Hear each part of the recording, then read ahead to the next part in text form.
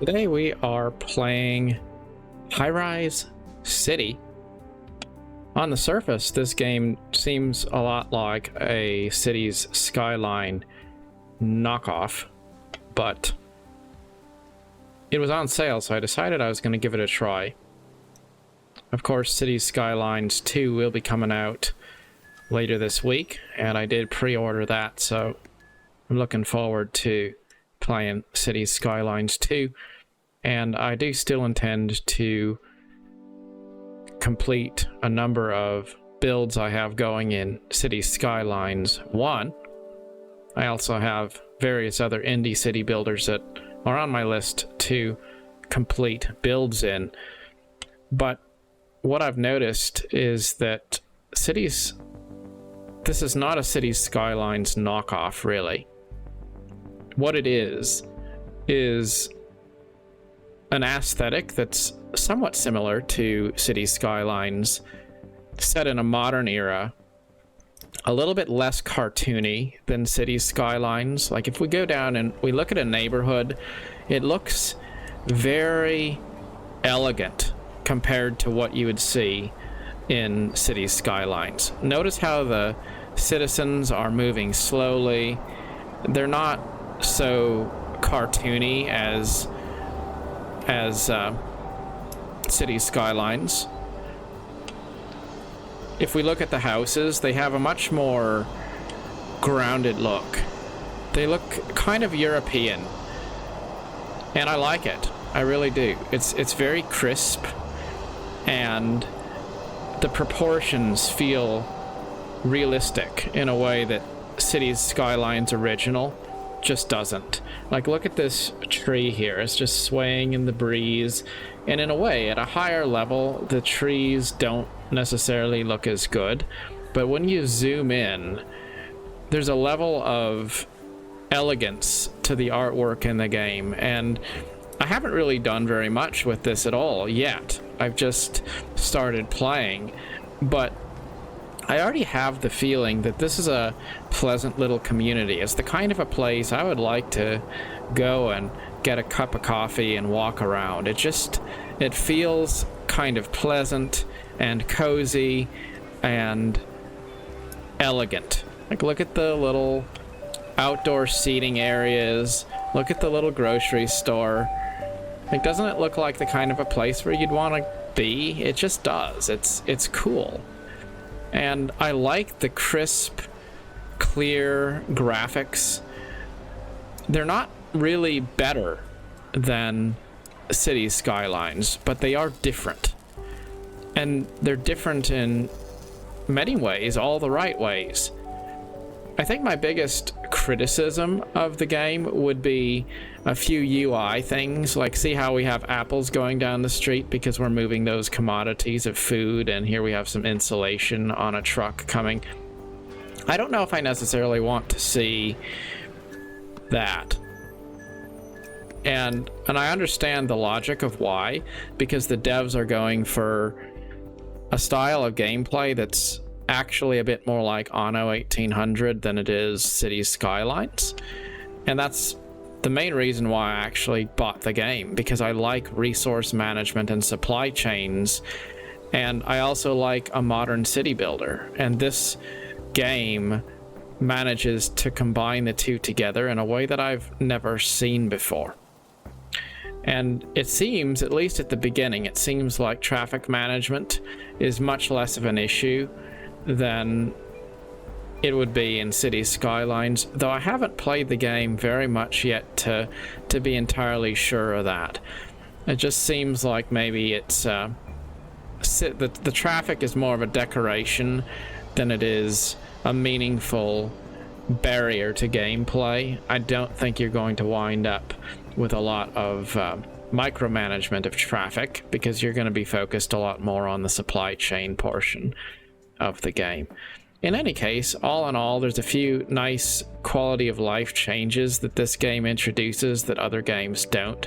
Like, for example, if we want to create a vegetable farm, because we will get a bonus if we build one, so we'll do that. we're going to place a vegetable farm, and I can't place a vegetable farm here because there's collision. And what that means is it can't be in a block with anything else. So what we're going to do is we're going to go down and I think what we're going to do to be a little bit interesting, we're going to draw another road and we'll make it a curved road. Overall, I would say that the road design tools are certainly reminiscent of Cities Skylines, and in some ways they are inferior, but they're certainly adequate.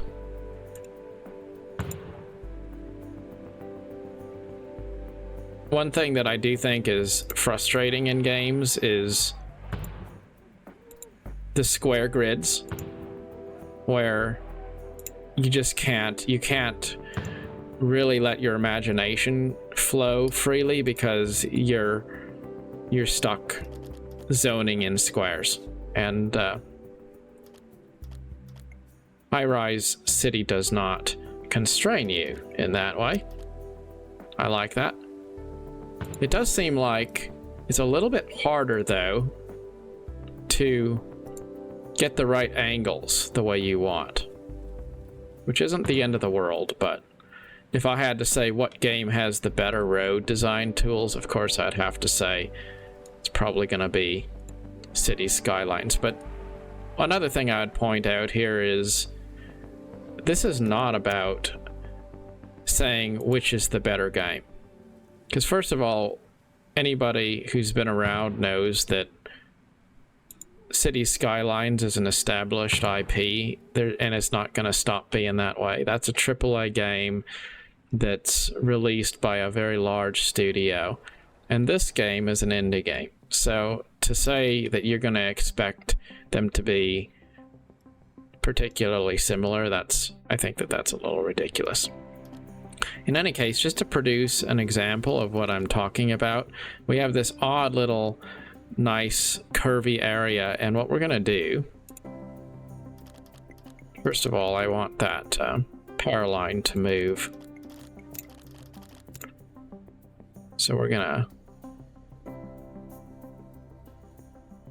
well, I was gonna say we're gonna connect that right there, but I guess we can't. So let's pause the game.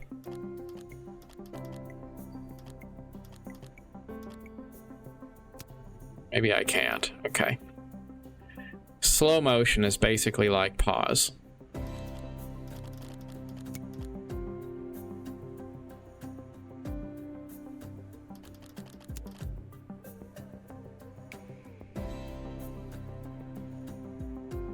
There we go.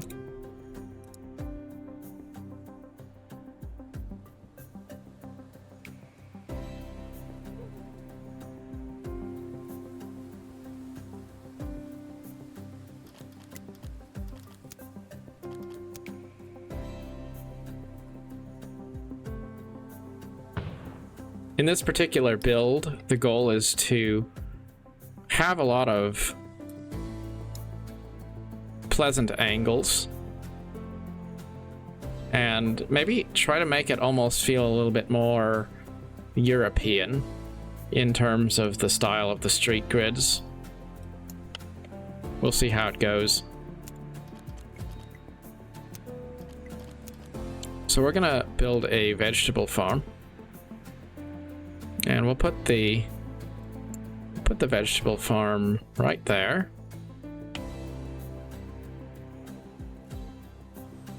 There it is being built, and now we can see this farm field just coming into existence, and there are the vegetables. Isn't that nice? Look at all those cabbages. And here we have a nice farm, telling us that it needs water, by the way. Laying water pipes in this game is basically not any different than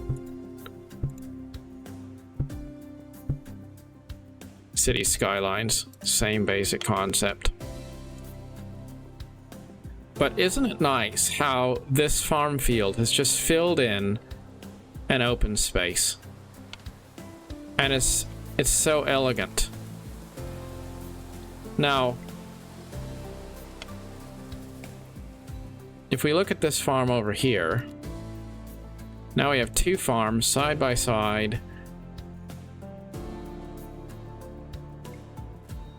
This one has a maximum number of 143 workers.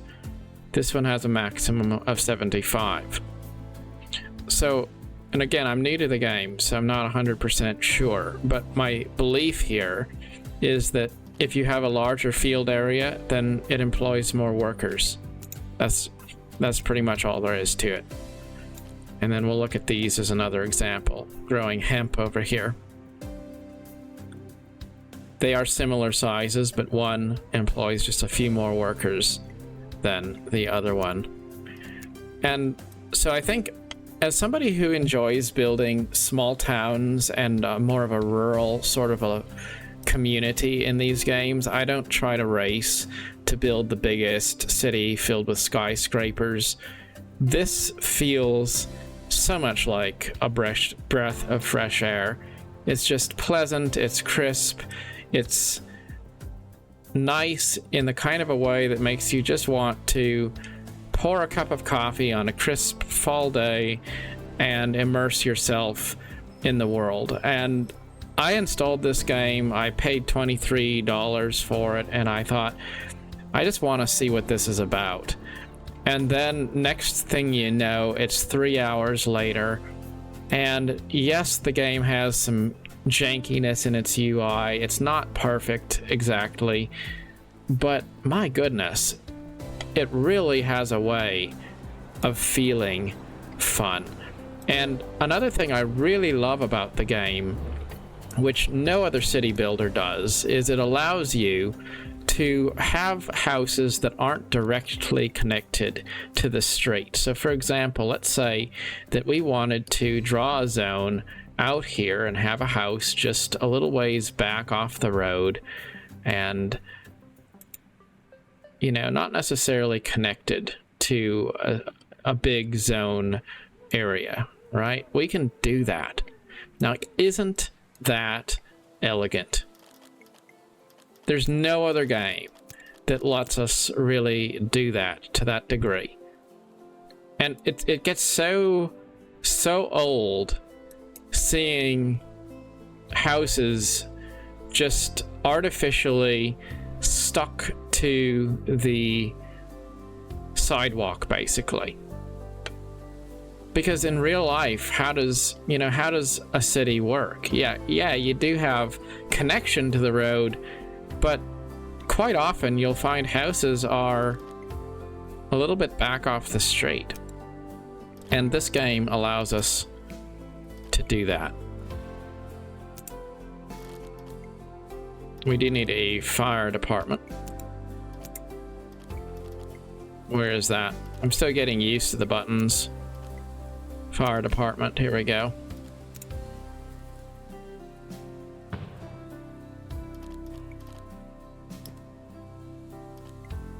And well, of course we need police as well.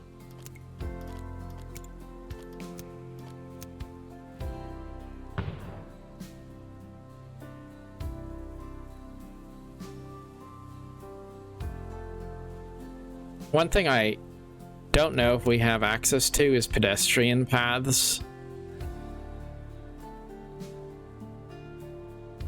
Which isn't necessarily the end of the world, but if there are some pedestrian paths, I think that would be a nice addition to the game. When you go into decorations, you can kind of pick from any prop you want. There's all sorts of different props that are available, which I do like. But I also don't really see a good tool for just drawing a forest. Like, we can take these trees and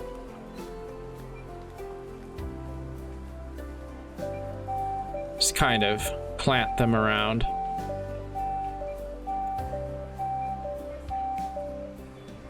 then there isn't really any collision. So if we just wanted to put trees like right down through there, we could do that, which is, depending on how you look at it, either maybe a little ridiculous or maybe pretty cool.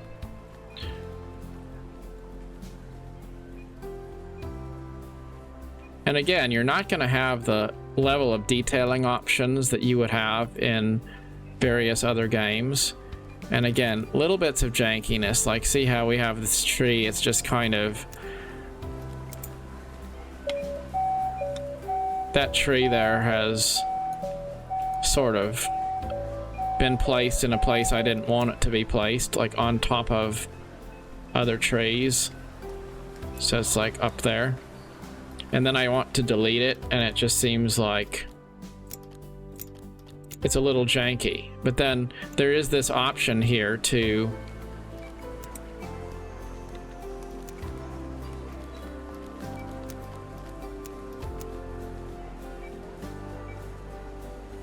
there's an option to delete.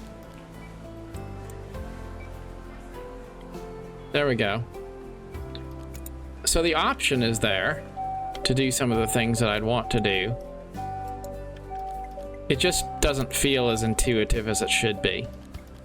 So it really does show that this is a kind of an indie game. And it's not perfect.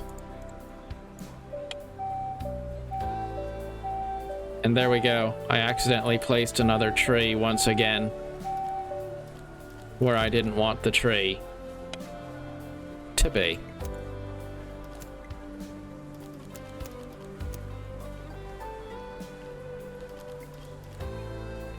I guess I should just pay more attention, shouldn't I?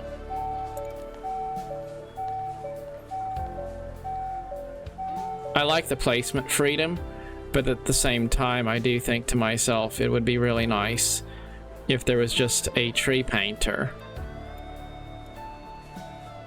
But there really isn't any option outside of placing them one at a time. And then we have the ability to place little props, but then, like, am I really gonna want to place these little bushes? Like, yeah, I guess I can. It's all right. But just a little more diversity, I guess, in prop options would be great. Not that it's so very terrible, but as we grow a bigger city, I think having more different options and more tools for placing them quickly would be definitely great.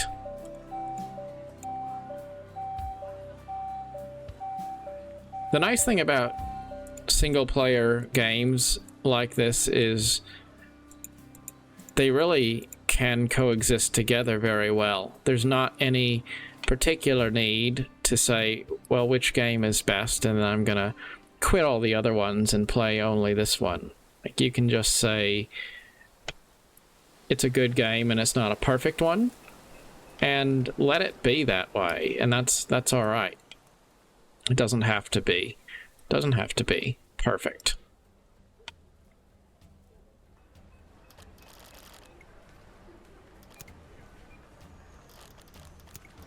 There's a lot of different options. Is that a ground panel? Maybe.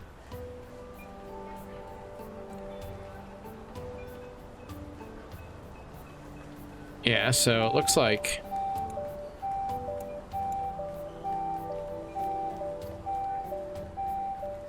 we have some options to scale.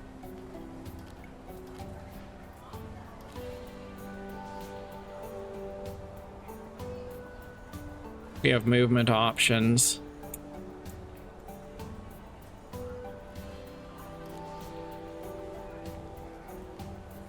We have scaling options.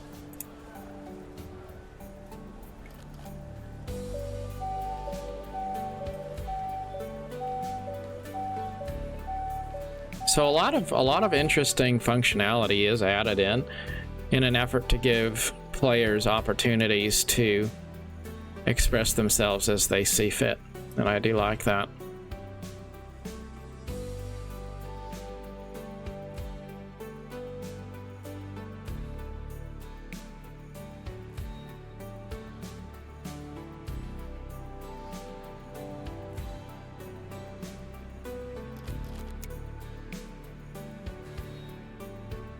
So it looks like we're producing adequate number of these various resources. Iron, glass, and concrete are the next thing we're going to have to focus on making. We have a nice solid income coming in.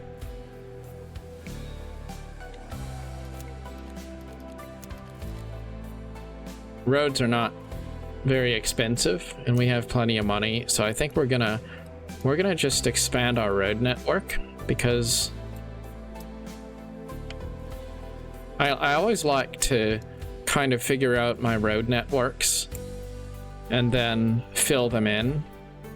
It just feels a little bit better than flying totally by the seat of the pants. So what I want to do is kind of expand outward to here, and then we'll have our downtown area and our capital and administrative center right there by the river and crossing the river. So the main part of the city will be on the next tile we purchase.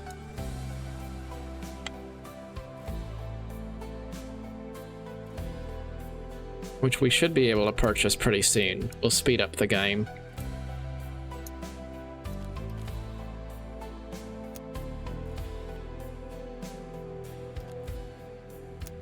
Six-lane road.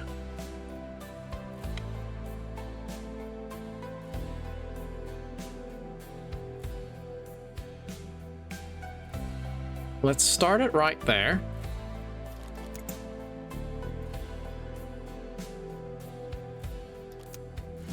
And what I want to do is extend this avenue out. This way we're going to be able to have a nice, clean right angle relative to this road.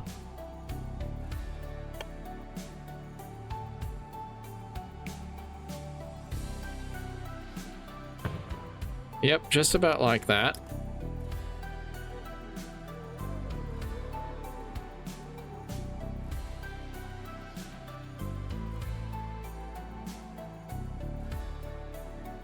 It doesn't have to be a totally straight road, it can be a little bit at an angle. Because in real cities, you do have kind of a mixture of straight, long straight roads mixed with randomness, and that's kind of what makes them feel special in the end.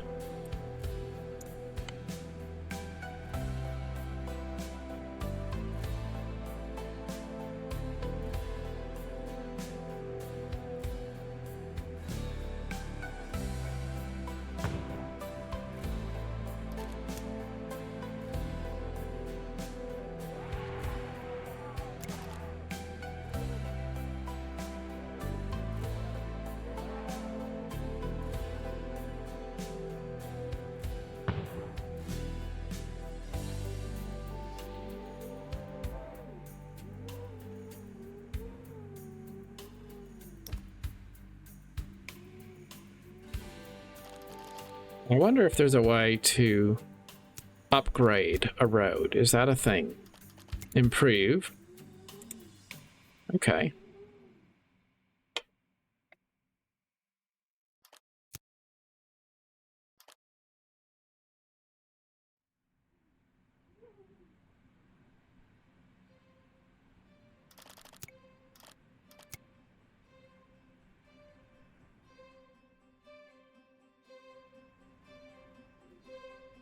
So we have a 2-lane road, we have a 4-lane road,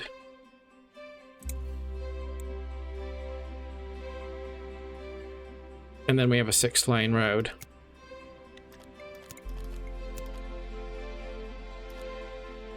And an 8-lane road. That looks a little bit strange, so I think probably ought to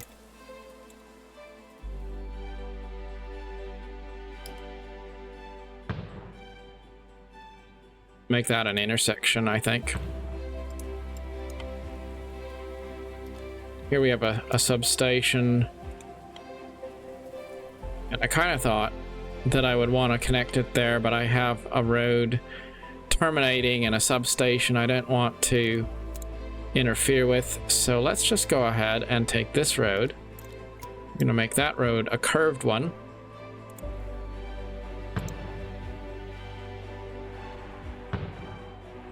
And that's a nice little connection.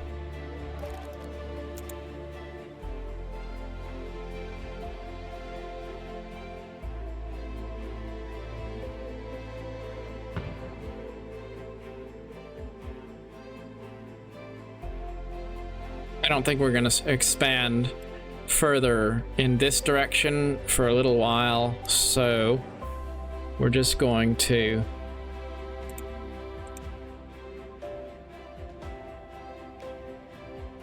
let this road bend around. Now I wonder if we can we do a bridge? Is that a thing? It is.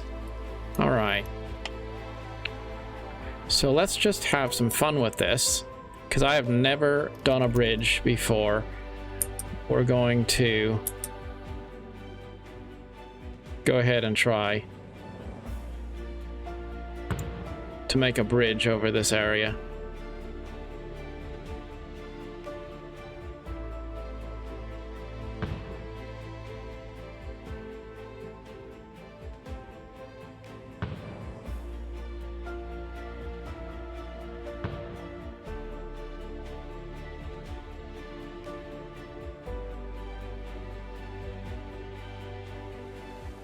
I think that looks pretty good, actually.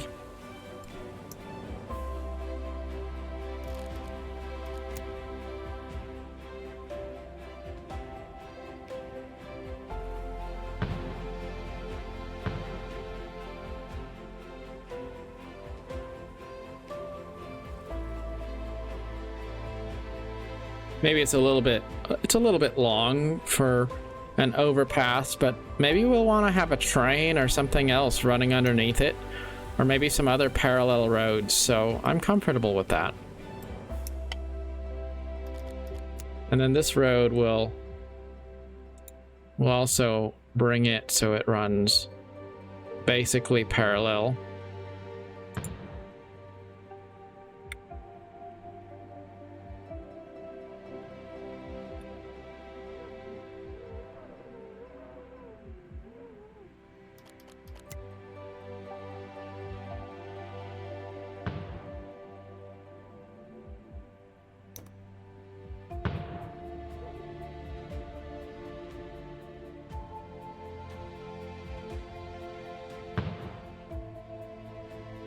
Yep, that's reasonably straight. I'm pretty comfortable with it.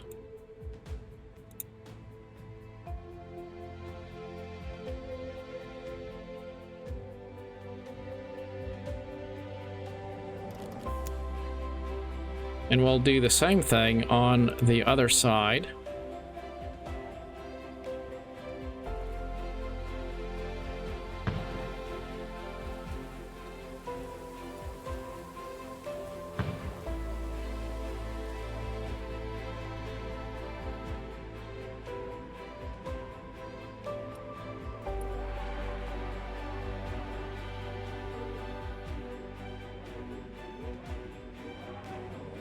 I do notice that sometimes it seems a little bit stuttery when I'm rotating, and then when it also decides it wants to autosave. There's that. Now I could have this road connect to the overpass. See, I was just trying to kind of maneuver around and the game stuttered, and then it zoomed wildly. So what if we do this? Yeah, I kind of like that. I do.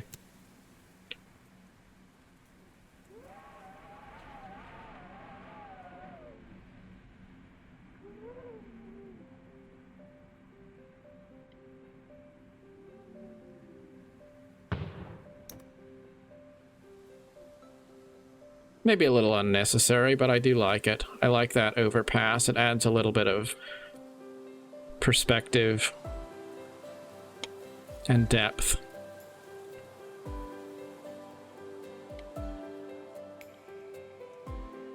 Then off to the side, we'll draw a lot more little roads that are kind of, I guess if you will, a little bit at angles, kitty corner kind of, and so it feels a bit more random.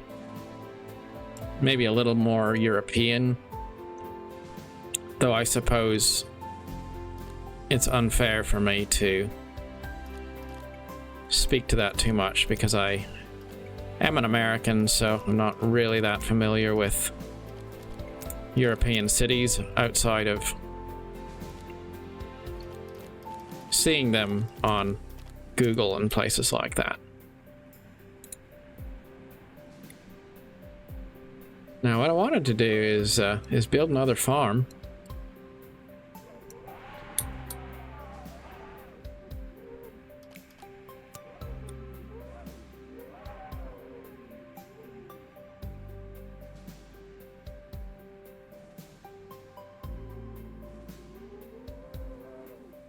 See, I could put a vegetable farm right in here if I didn't have that power line in the way. So let's slow down the game and see if we can find a way to not have this power line in our way. Because my power plants are here, they're connected automatically to the substation that's nearest them. And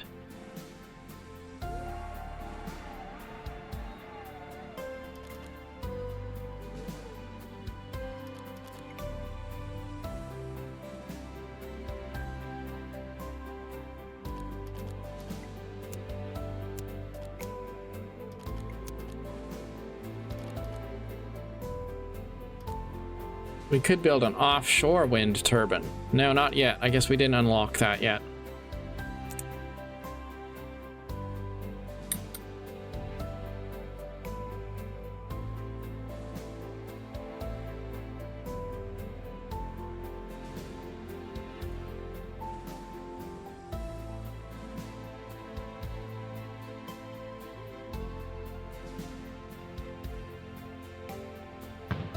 We're going to build another wind turbine here, and then that should make it so we don't need to have power lines connecting that substation to the north to this one here.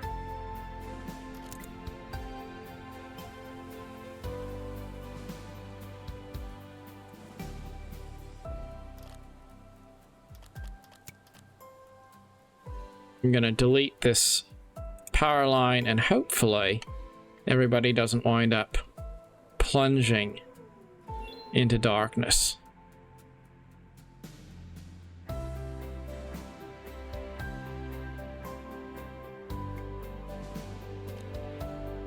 It says no electrical substation nearby, but there is one right here, so I gotta do some learning here to figure out what I'm missing.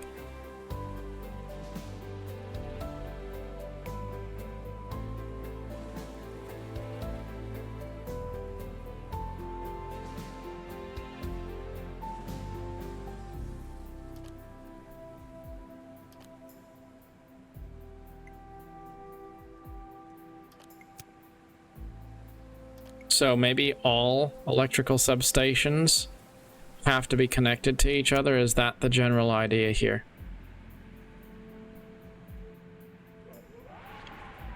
I think it might be.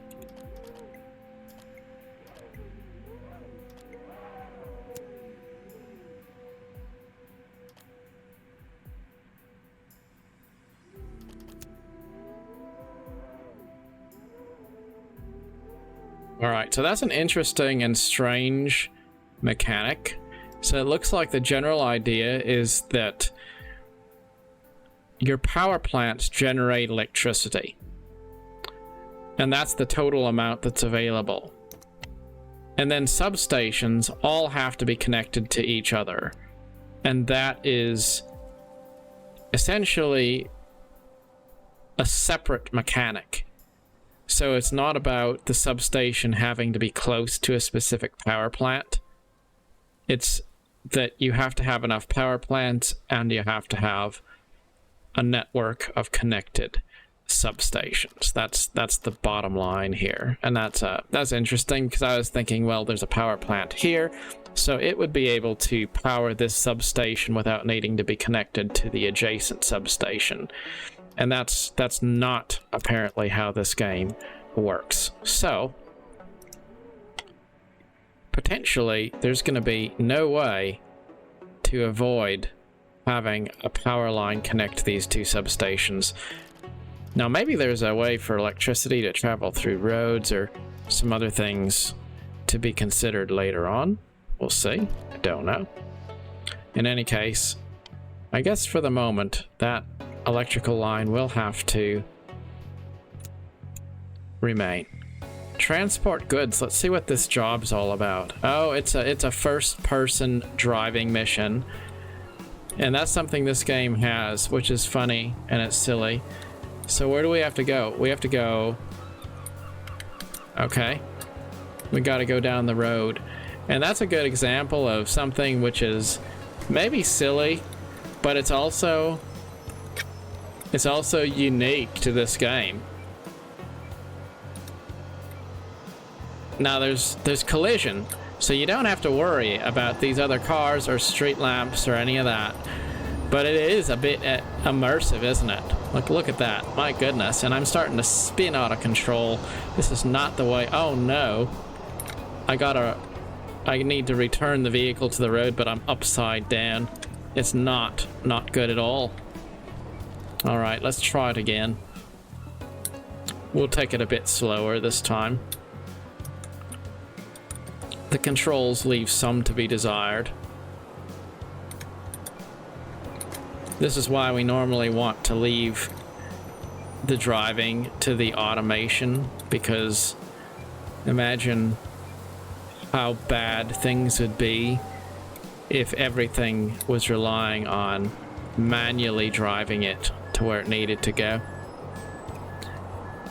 And as silly and janky as this is, there's no such feature in Cities Skylines. I wish there was. Like, this is a feature that got modded into Cities Skylines by people, and here it is in this indie game. Oh no, I bounced off the road. All right, I'm back on the road. Don't worry. We're gonna take a quick right here. Back on the road again. Oh no. I wonder if I can just bounce across there. I think I have enough time. I can cut across the grass. There we go.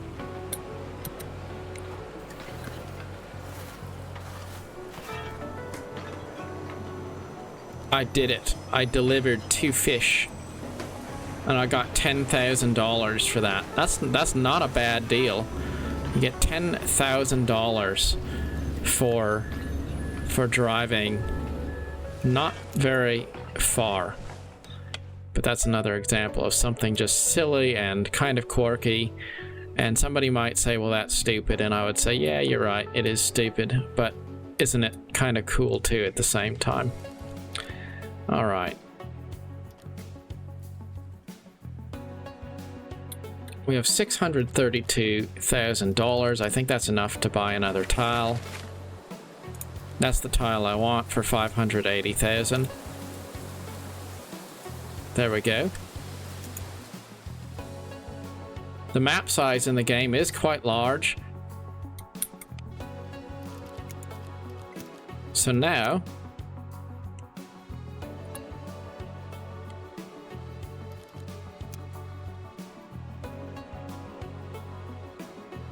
we can create the straight grid of what's going to ultimately be our grand capital district.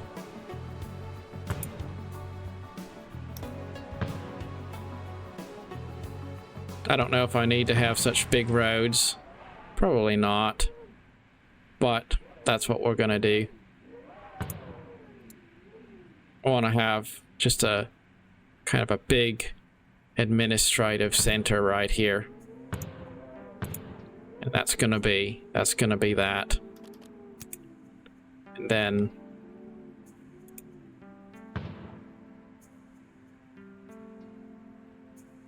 we're going to build a bridge across the little river.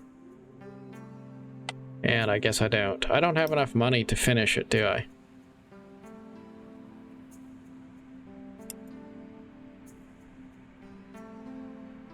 Doesn't say how much money I need.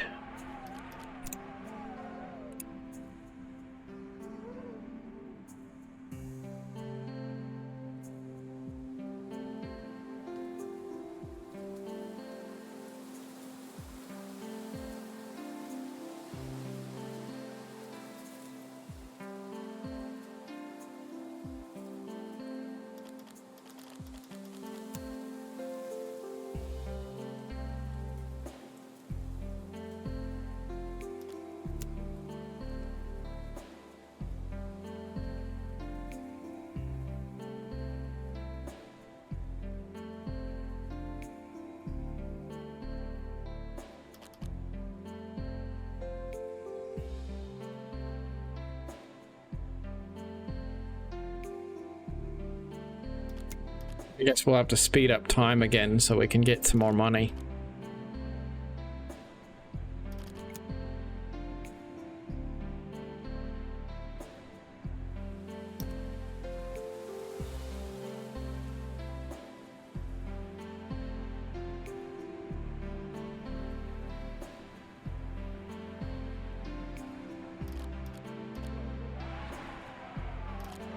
I kind of wanted to maybe add a roundabout or something up here, but I don't know. Like a...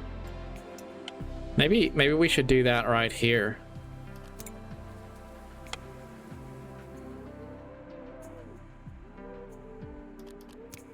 So let's see. We're gonna see if we can do something along the lines of a roundabout. One-way road.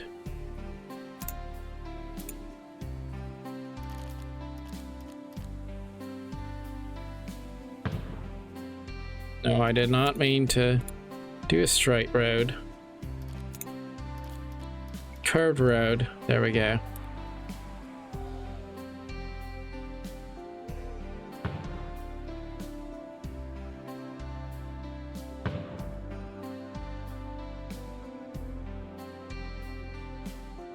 And do about 4 tiles.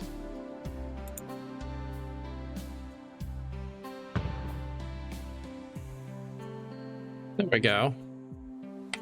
Looks like all of those road sections are running in a clockwise sort of a format. And then we can delete the middle. It's not perfect, but it looks pretty cool.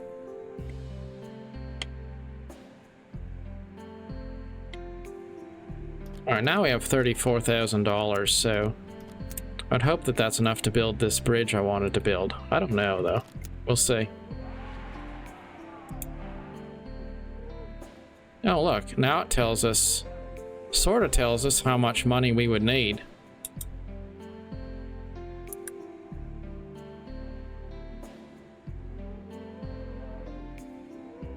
But it's jarbled. It can't quite tell what it's trying to say.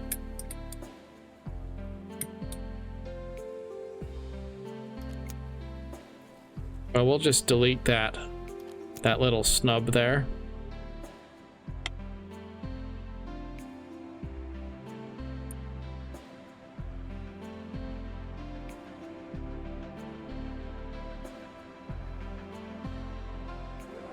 There we go.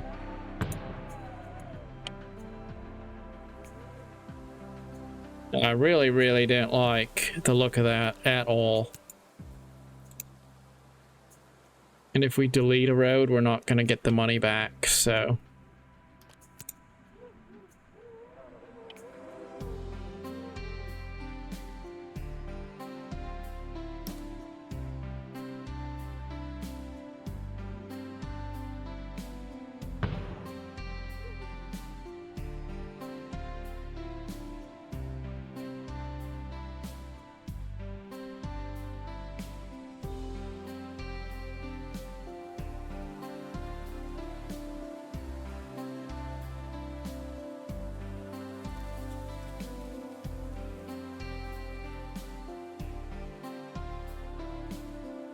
See, it wants to dip down, and I don't know why.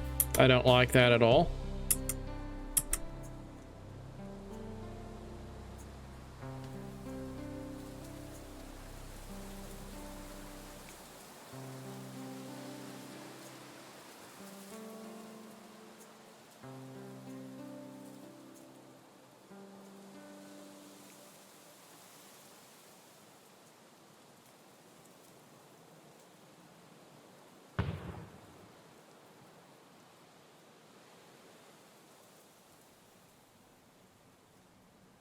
Yeah, that's a little bit better.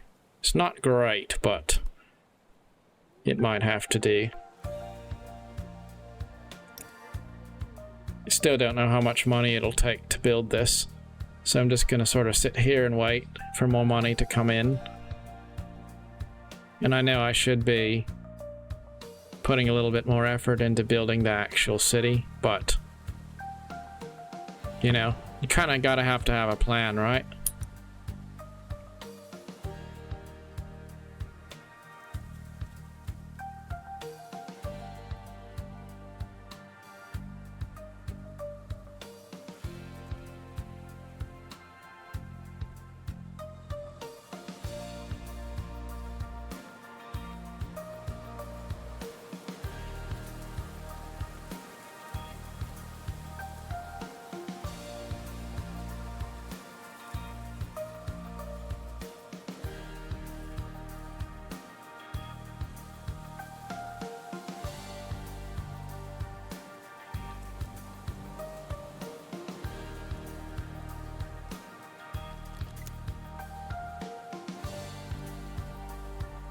Unfortunately, you can't just delete a specific part of a road. You have to delete the entire road if you're going to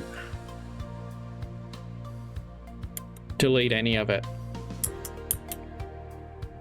That's another example of something that's just, unfortunately, a rather poor aspect of UI design and functionality.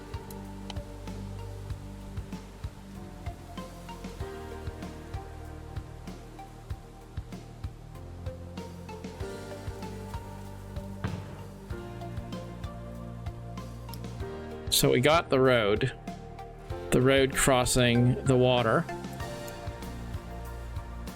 It's a bit weird looking. I'm not going to deny it. But we're not going to worry too much about that. Though it does bug me. And if I could delete a portion of it, I probably would. Now what I wonder is, maybe we could make it look a little bit better by doing something like that. Because at least that weird lumpiness is a little smoother and it makes a little more sense when you figure that this road crossing it is kind of the explanation for why we have a weird lumpy road.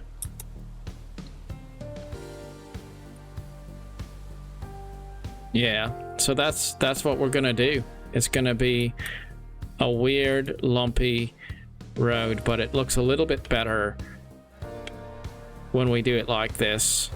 It doesn't bother me now. So I would think the devs really ought to be taking into consideration for future patches and updates, if they are thinking about that, maybe ways to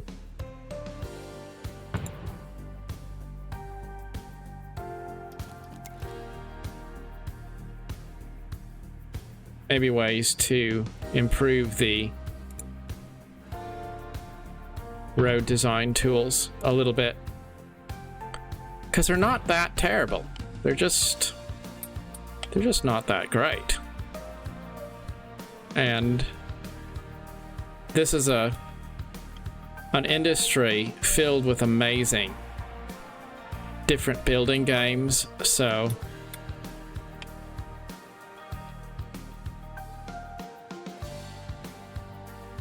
I can definitely see some of those things turning off players that are comparing the game to other games.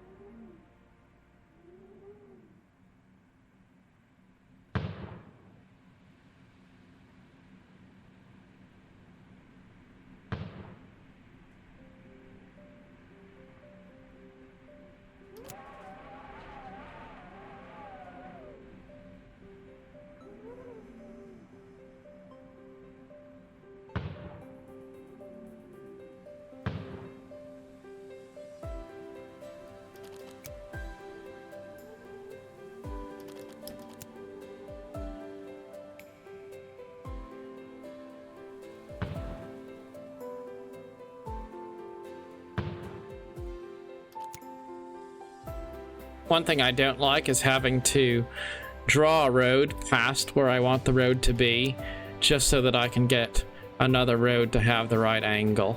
That's always been something that kind of I found to be obnoxious. It was that way in Cities Skylines, or sorry, I didn't mean to say that. It was that way in SimCity 5. We'll upgrade this perimeter road to a 4-lane junction.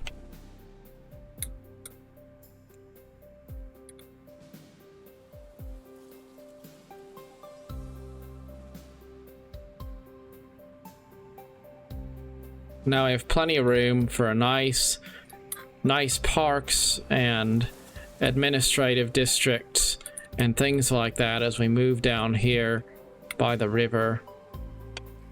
And then we can have kind of maybe the skyscrapers and things around the side in a sort of a dedicated way. And then as we come out here, we have the smaller community, and we have more of an agricultural feel to the landscape.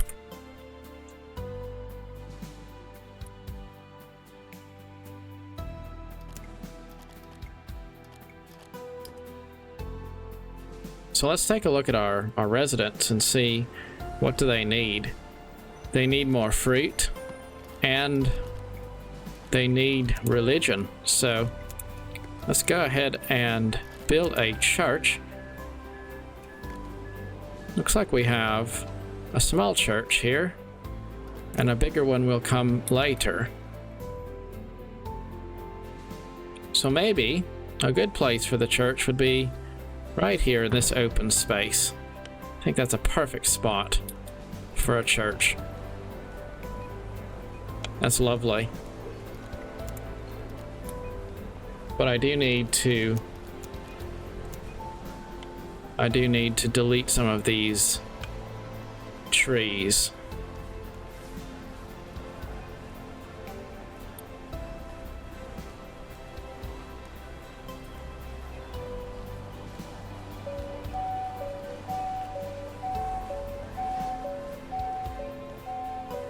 Isn't that picturesque? It really does look like a nice small town.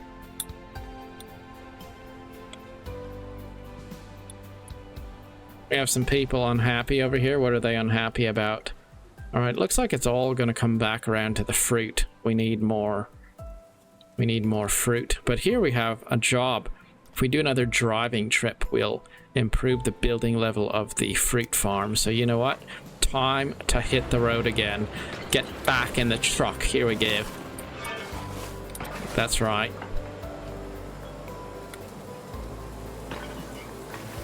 Oh my goodness, that's quite a bump, isn't it? That's alright.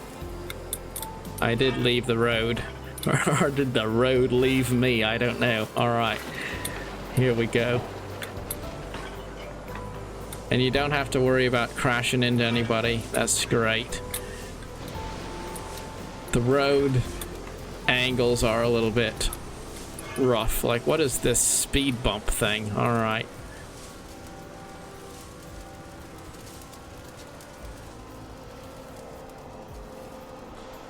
I think this game is a great example of how something can be really amazing and fun, but if you expect you're going to compare it to something else, like a AAA title like Cities Skylines 2, you're not going to play this game and then honestly be able to say this is better than Cities Skylines 2. But you can play it and say, is it a good game? Is it fun? And is it really cool? And the answer is yes. Yes, it is. It is cool. It's innovative. It's fresh. And it's also probably not going to compete with the AAA titles out there. And that's fine.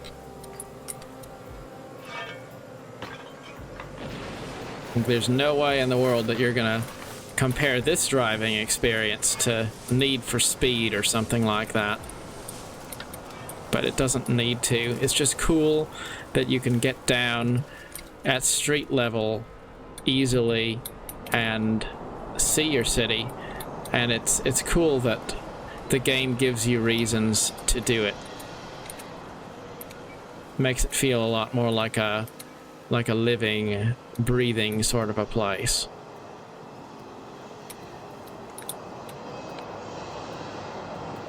It does take a little getting used to that there's no collision, so you don't have to worry about the other cars.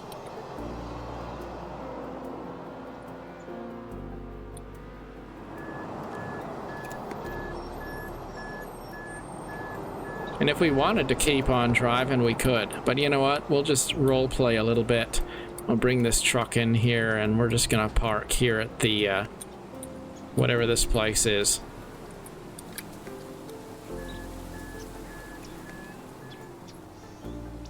If I was able to see this back when I was playing SimCity Classic, I would have been so ridiculously impressed.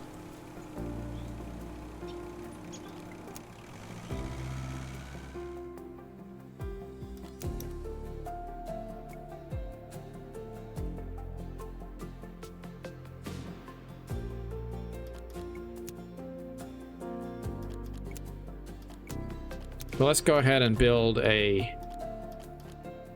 another fruit farm. And it looks like we can build the fruit farm right here. Even though there are some power lines here, we can still build a fruit farm. So good to know. I did not know that.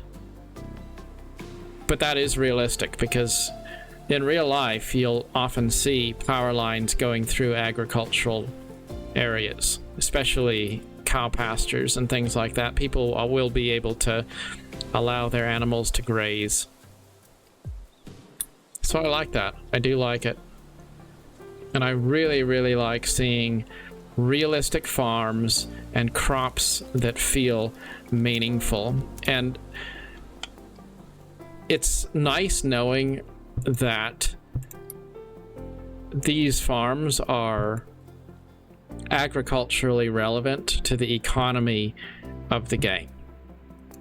It's not just an aesthetic, it's actually providing a useful, necessary, functional service. Let's take a look at our menu. How are we doing on water? Production is 6,000, consumption is 6,300. So it looks like we do need a little bit more water production. So another water tower. I haven't seen any pollution mechanics in the game, so I don't know if that's going to be an issue or not. But we'll put a water tower right there, right underneath that power line too. That's also pretty cool that you can have some items underneath the power lines. And that is realistic. Obviously, a lot of things can't be under a power line, but there are some things which can be under a power line. I like that.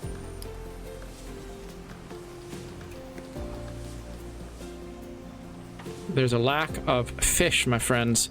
So let's go over here and find the fishery. Time to build another fish farm.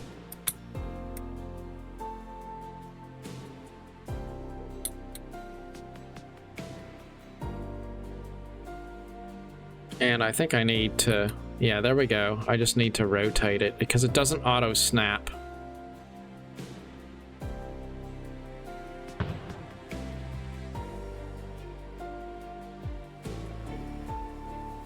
I will say that the overall sense of clarity in terms of resource management doesn't feel the same as Anno. In Anno, it's really clear what you need, and I think the reason for that is because in Anno 1800 you don't have any money. Like you, well, no, I guess I'm not saying it right, because there is money in Anno 1800. That's not true that there's no money. It's just, it serves a different purpose. The game is a lot more focused just on the resource management.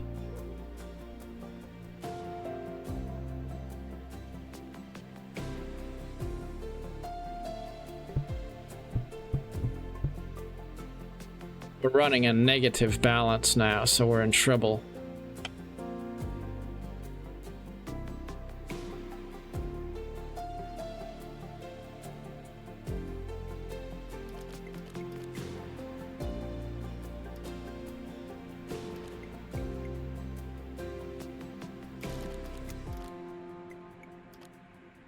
Maybe it'll balance out, because we did just build another fruit farm. So hopefully fruit improves. Fruit supply will make everybody happier.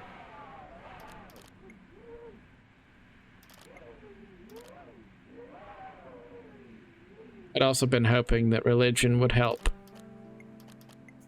But this church has a limited range, so we probably do need another one.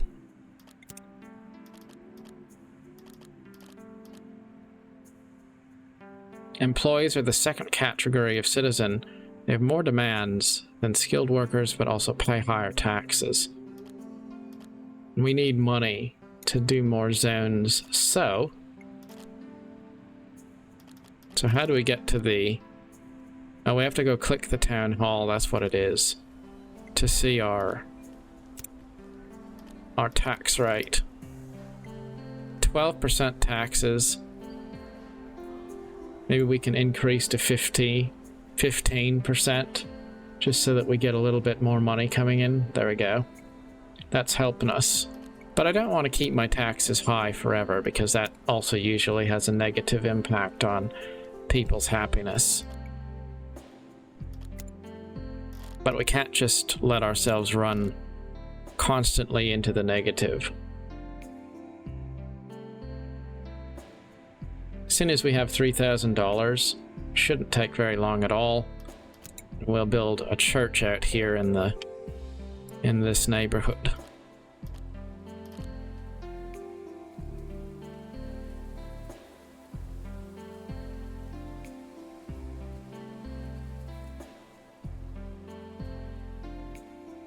It's interesting how the amount of money we have is fluctuating up and down quite a bit.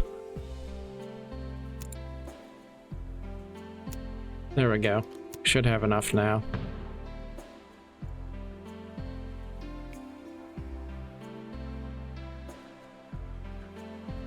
Just like Anno 1800, it is important in a game like this to make sure that we are improving the overall efficiency of the buildings that we have and the people that we currently have as citizens, as opposed to just continuing to expand.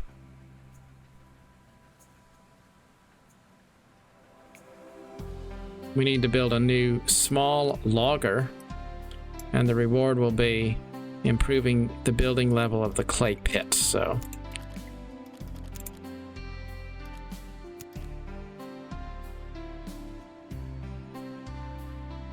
I need to find a place where I have a good forested area. I could go up there. That would be a good place.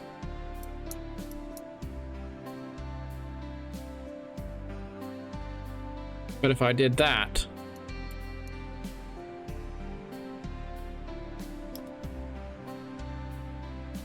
There we go. We're gonna have to go up here and we'll do more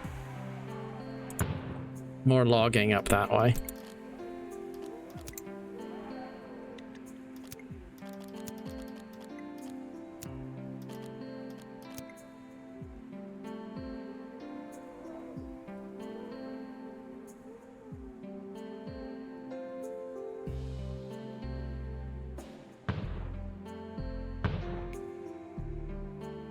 Interesting how the game let me draw a road just a little bit out of the white line.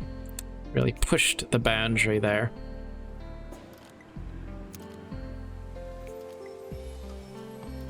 Looks like we have a 27% unemployment rate.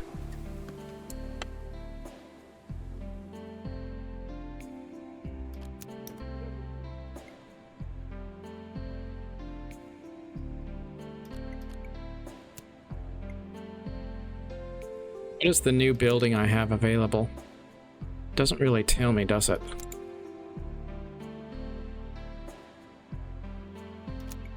Not sure. That's all right.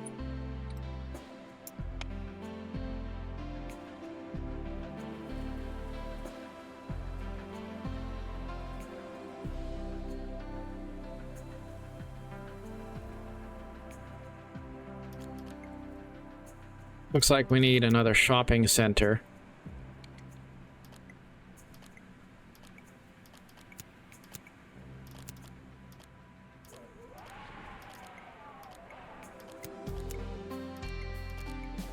And where is the shopping center? I just forget. There we go. We can build a supermarket. We'll put the supermarket right there.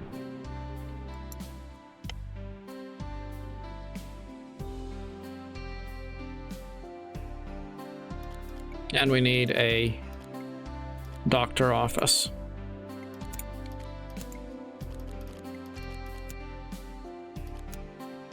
We'll put the clinic here. Now it's interesting, I guess we can build it a little ways off the street if we want, can't we? And that's an interesting thing to really get used to. It doesn't have to be facing the road. It can be sitting back there. And then if I want it to be a little more realistic, I could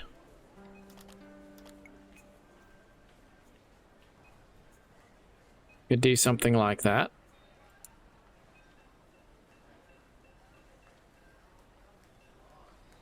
And now it looks like it's basically connected by a road. Kind of gives the feeling of kind of a nice little village, if you will. I probably ought to do something similar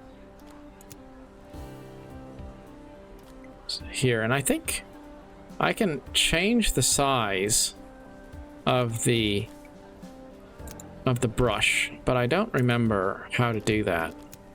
Let's take a look and see, because I think there's a brush strength left and right control. Okay.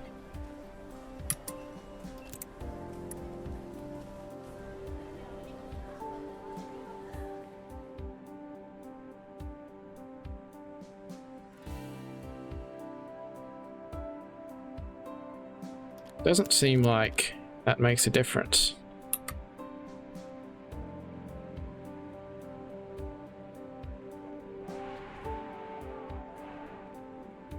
No, it really doesn't. Doesn't seem like it makes a difference. I don't understand the difference between these two. Oh, here we go. There's a slider. Okay. It's right in front of me. So that's nice. So if we just want to paint one zone, we can do that.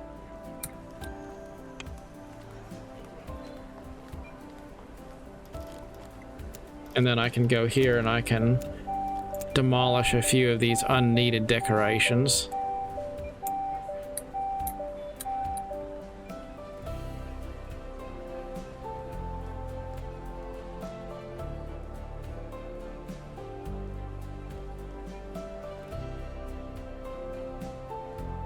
What do we have here? Okay, so I guess I was wrong. This building does need road access.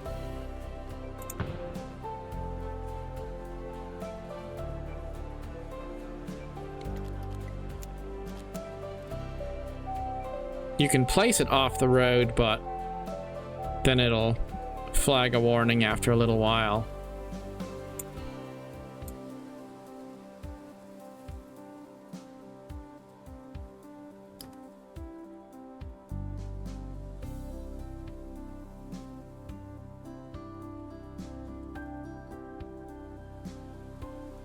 I just really love how easy it is to have spaces in between the houses so it doesn't feel so much like it's just a wall of endless blocked out zones.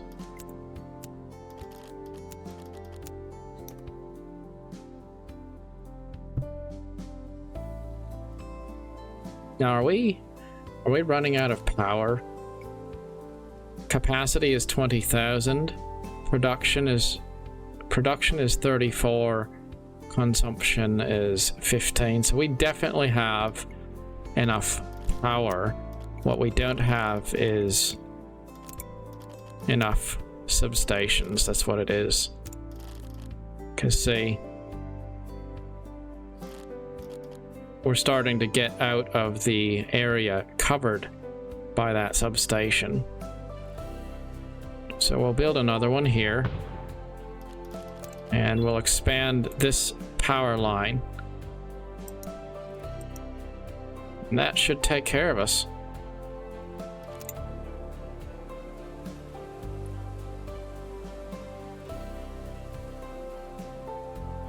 I think that substation looks pretty good right there, actually.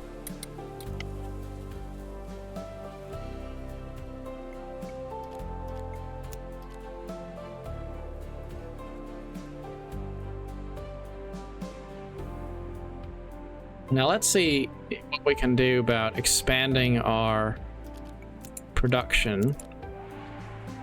What is furniture good for?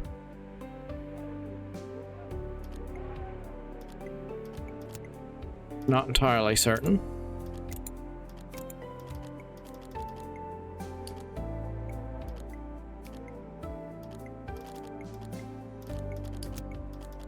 We're not going to produce any furniture until we know what we need it for.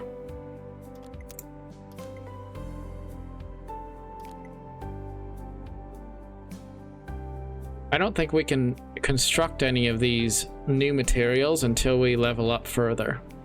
So we probably are trying to expand to have more population.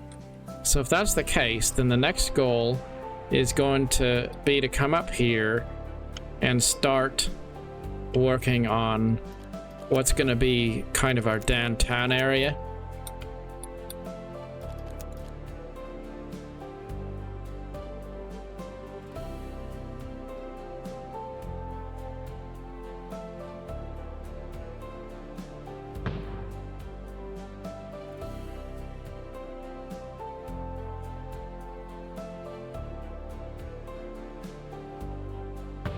So since we have enough money, now is going to be the time to build more road networks.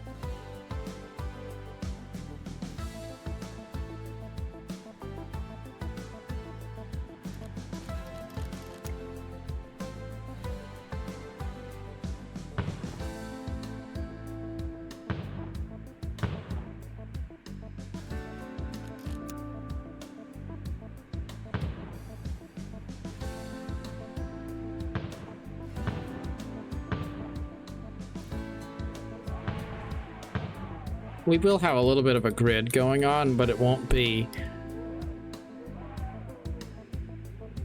directly perpendicular to the main road.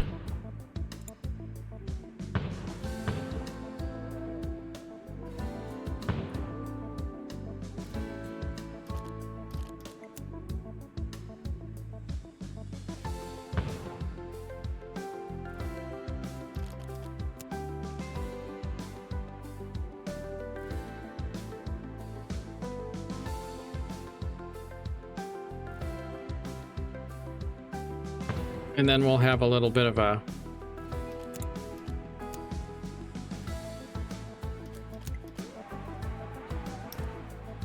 roundabout. Didn't mean to do that.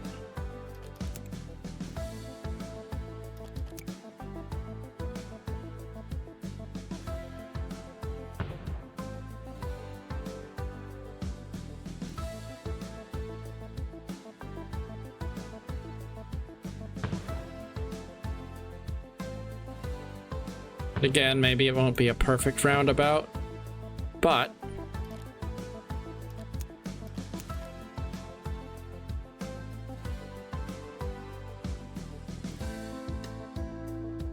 it'll still help convey that vaguely European vibe that we're going for. For some reason, I can't seem to connect with this street.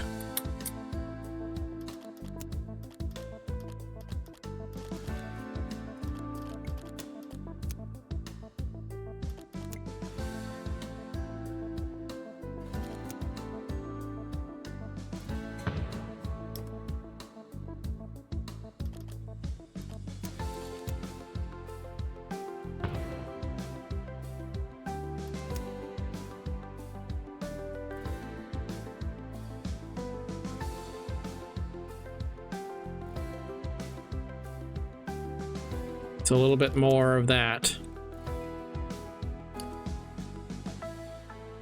wonky, problematic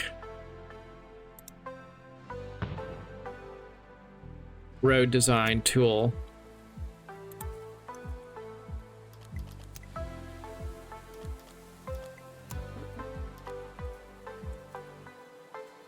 So it's going to wind up costing me more than I would like it to cost me to do this, just because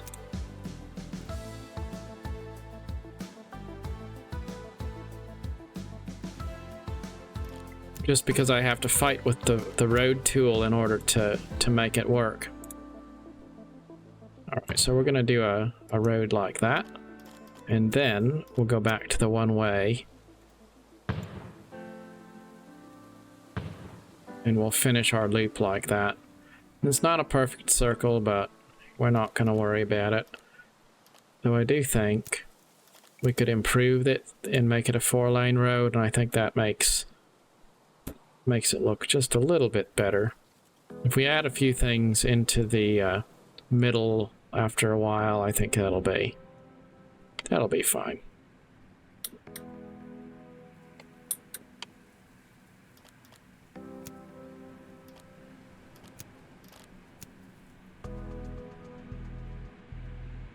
I do like that. I like that reasonably well.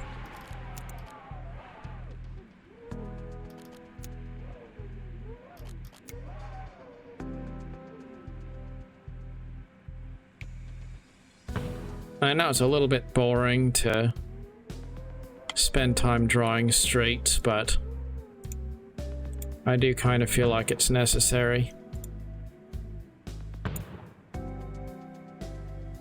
Just because if you don't do a little bit of planning in advance, then it all just looks totally haphazard, like there is zero effort put into some level of consistency.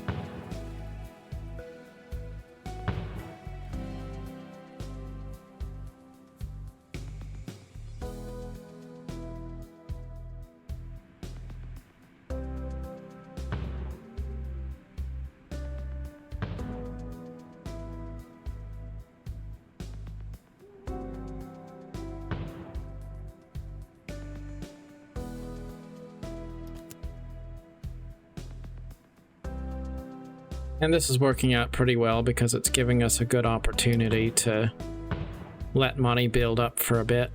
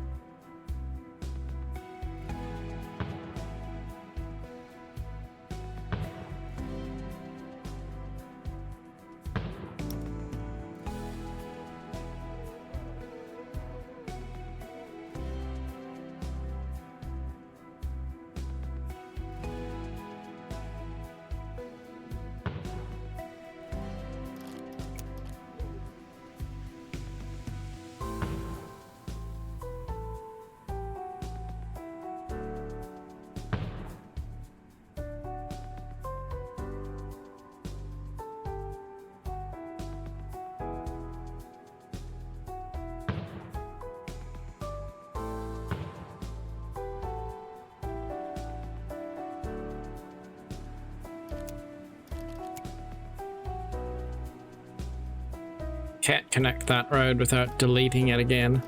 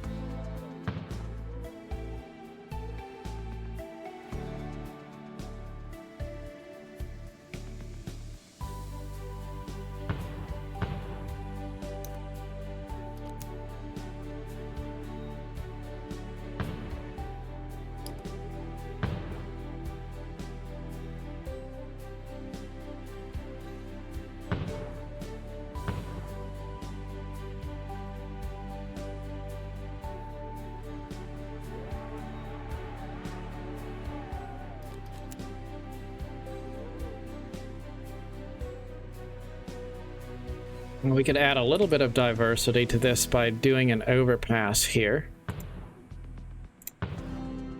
Or that. I did not mean to connect that road there like that. Let's try it again.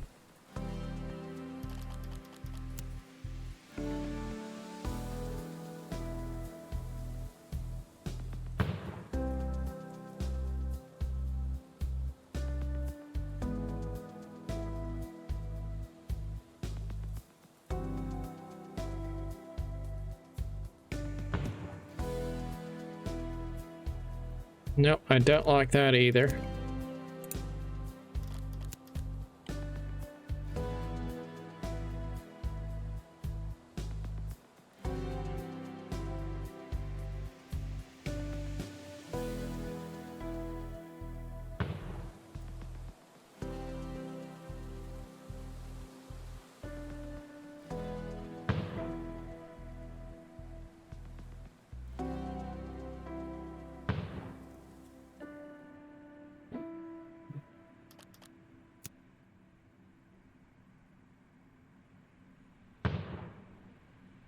There we go.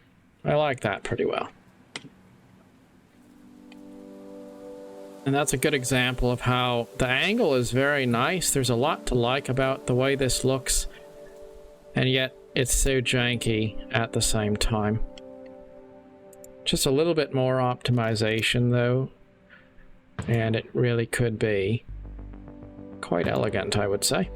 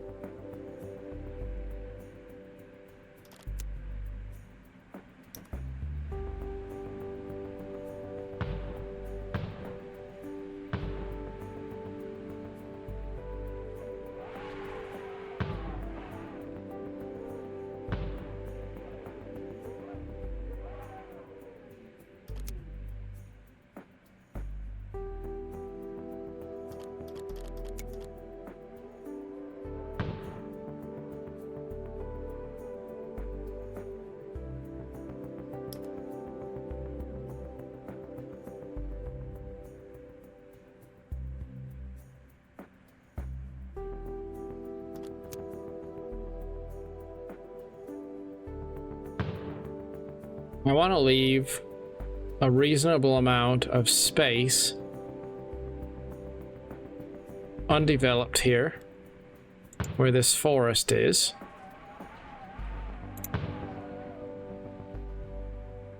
Because that should be a bit like a, you know, maybe a kind of a natural area.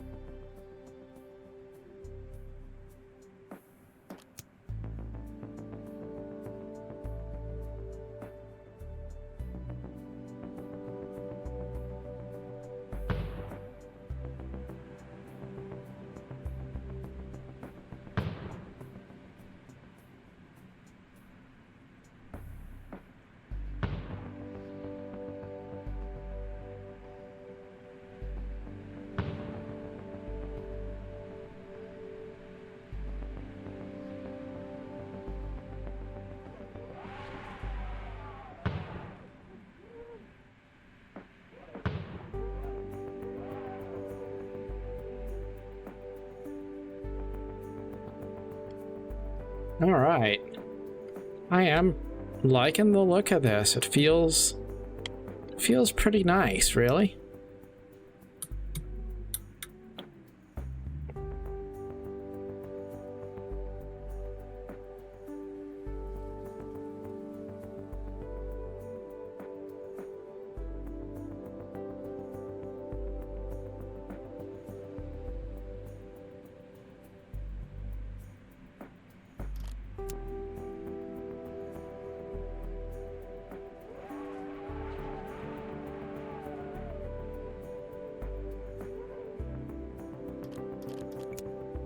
I guess we might as well finish up this area as well.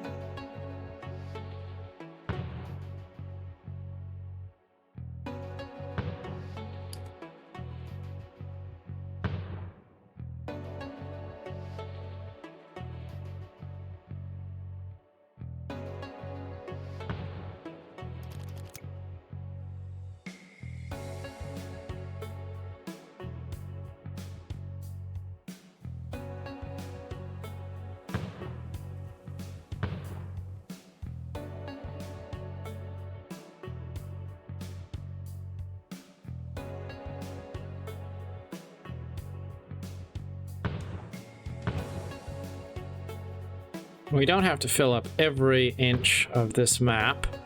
And of course there will be more expansion as we go, so...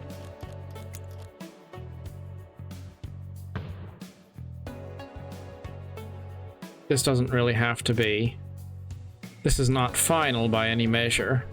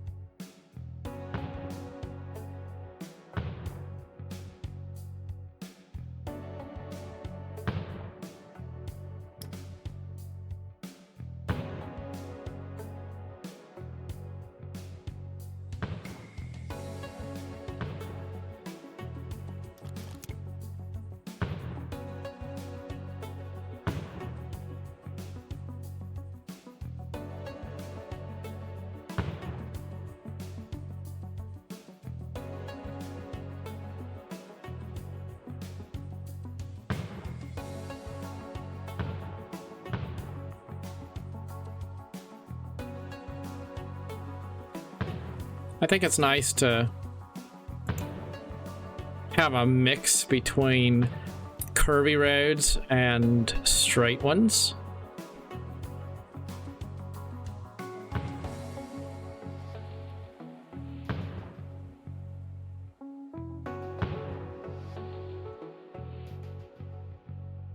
Partly because it just looks good, and partly because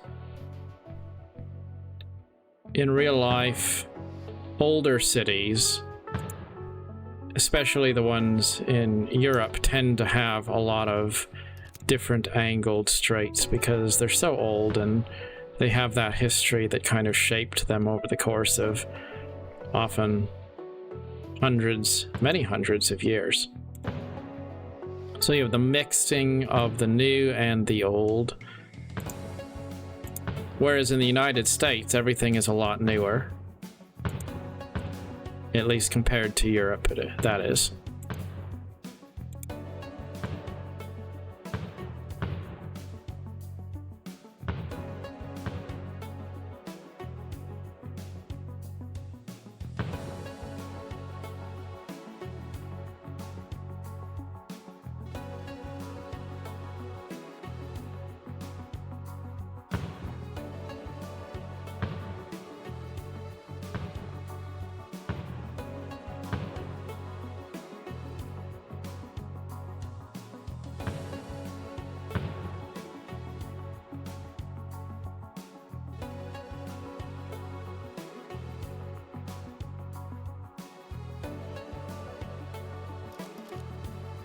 Kind of hard to see what I'm doing there.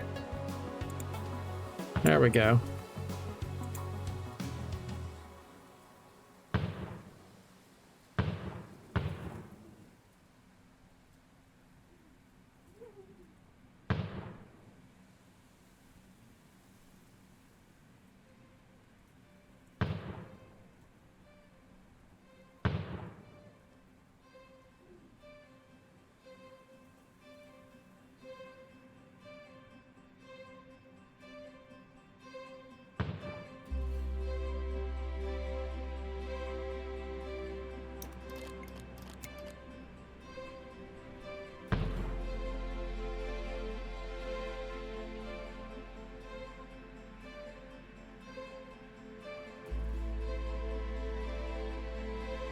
Alright, I think that's a pretty respectable, somewhat random looking grid.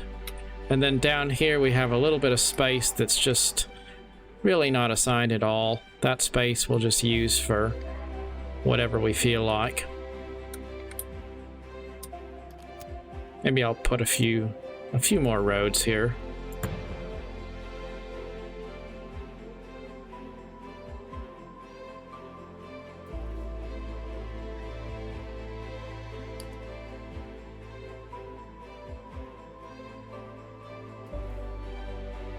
Of course, we will buy more tiles as time goes on.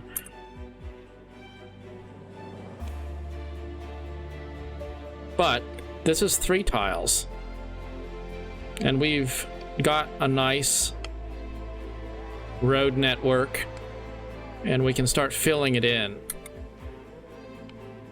Administrative center, downtown areas, open spaces, and then we can also have a lot of space devoted just to farmland to offset the effect of the skyscrapers as inevitably they come.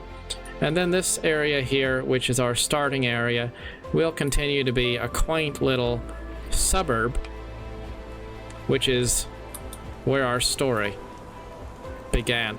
All in all, Highrise City is not perfect by any measure, and I doubt that I'll play the game a whole lot over and over and over again for years to come.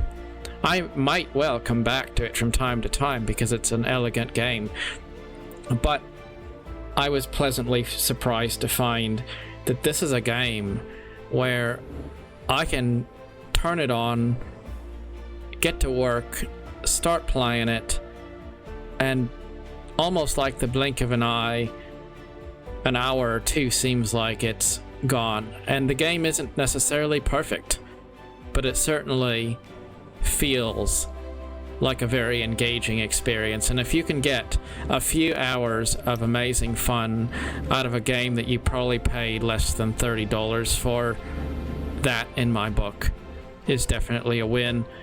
Not to mention that if we can support the independent developers that put so much effort over the course of years into making a game, I think that that's really a privilege as well. So till next time, thank you for watching.